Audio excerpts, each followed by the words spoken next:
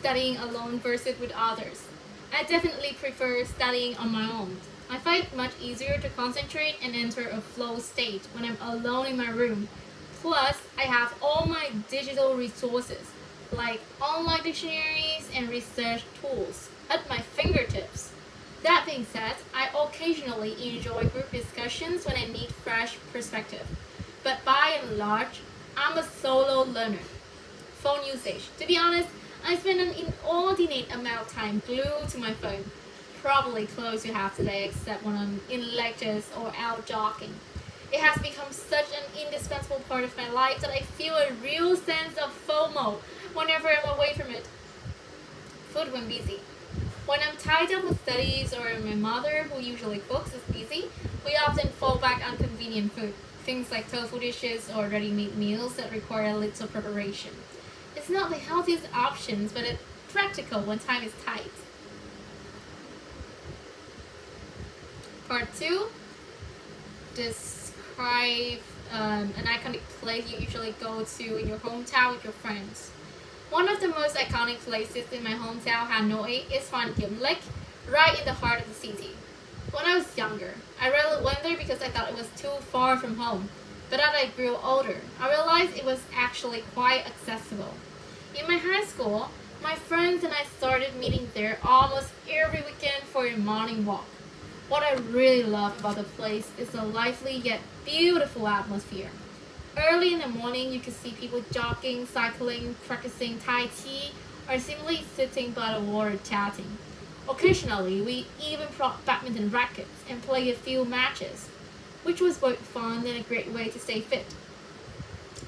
What makes it truly special, though, are the memories we created there.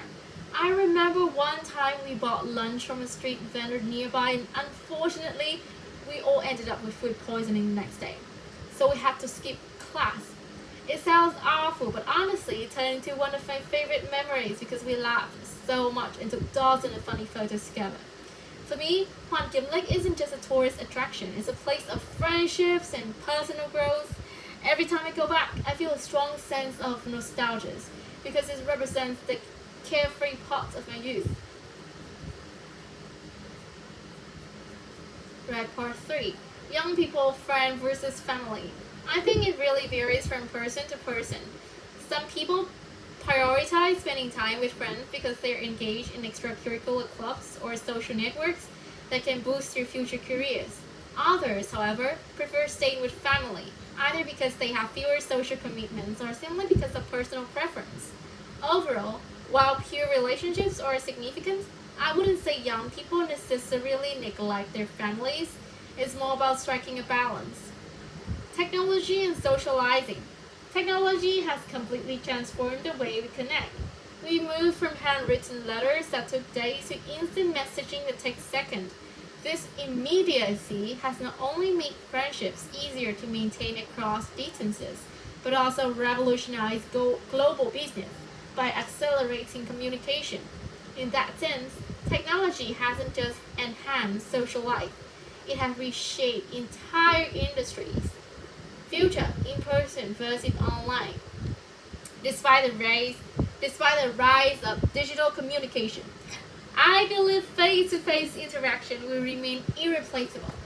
Human emotions, subtle expressions, and genuine rapport can't be fully replicated through emojis or video calls. In fact, the more advanced technology becomes, the more people may value authentic encounters. Besides, improvement in transportation could make in-person meetings even more convenient, perhaps in ways we can barely imagine now, almost like the futuristic teleportation we see in science fiction.